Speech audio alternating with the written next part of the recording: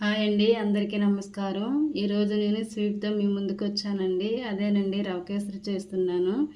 దానికి కావాల్సిన పదార్థాలు: బొంబాయి రవ్వ 1 కప్పు, నెయ్యి 1 కప్పు, పంచదార 1 కప్పు, వాటిలోకి డ్రై ఫ్రూట్స్ అండి, కిస్మిస్, జీడిపప్పు వేస్తున్నాను. ఎలా చేసుకోవాలో చూద్దాం రండి.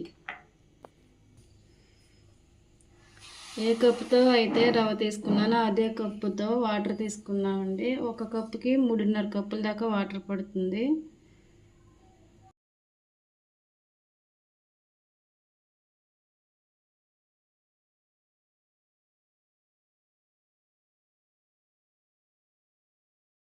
కొద్దిగా ఫుడ్ కలర్ వేస్తున్నాను. ఇప్పుడు ఈ వాటర్ మరిగించుకుందామండి స్టవ్ మీద పెట్టి. ఇప్పుడు స్టవ్ మీద ఒక బౌల్ పెట్టుకుని కొద్దిగా నెయ్యి వేసుకుని డ్రై ఫ్రూట్స్ ఫ్రై చేసుకుందామండి. జీడిపప్పు, కిస్మిస్ ఫ్రై చేస్తున్నాను ఆ నూనెలో.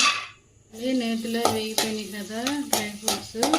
గోల్డెన్ కలర్ వచ్చిన తర్వాత ఇందులోనే రవ్వ వేసుకుని వేయించుకుందాం.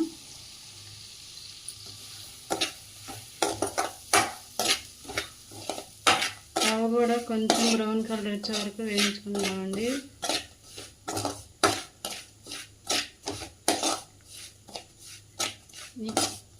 ఈ స్వీట్ చాలా టేస్ట్గా ఉంటుందండి. పిల్లలు చాలా ఇష్టంగా తింటారు. స్కూల్ నుంచి వచ్చిన పిల్లలకి ఈ స్వీట్ చేసి పెడితే చాలా ఇష్టంగా తింటారండి. మీరు కూడా ట్రై చేసి పెట్టండి పిల్లలకి.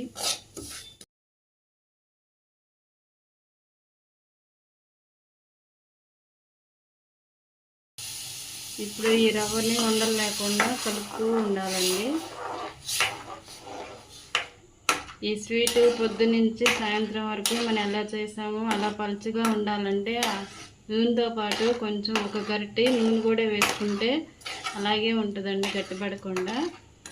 చూడండి, కొంచెం దగ్గర పడింది కదా. ఇప్పుడు పంచదార వేసేసుకుందాం.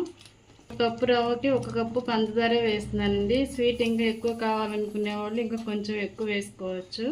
మాకు ఈ స్వీట్ సరిపోతుందండి.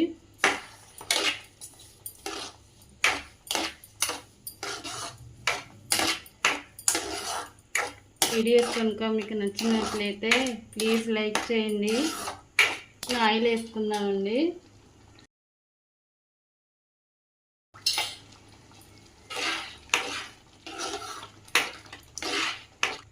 ఇప్పుడు నెయ్యి వేసేసుకుందామండి.